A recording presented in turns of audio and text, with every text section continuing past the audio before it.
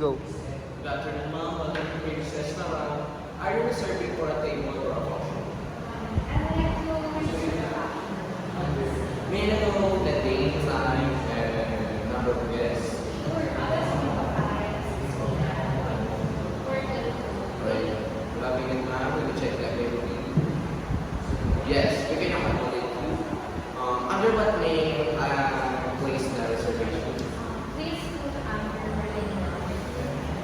May I have your contact number, please?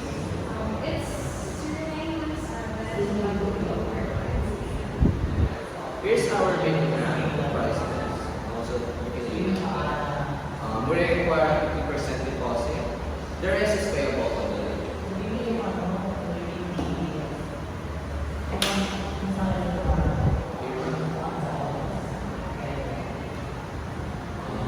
That total cost is.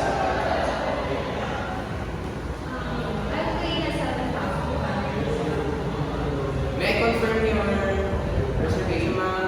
August 25, 6 p.m. for 20 people. Number 0917-123-4567. Under the name of Marlene Martin. Your reservation is confirmed. Thank you.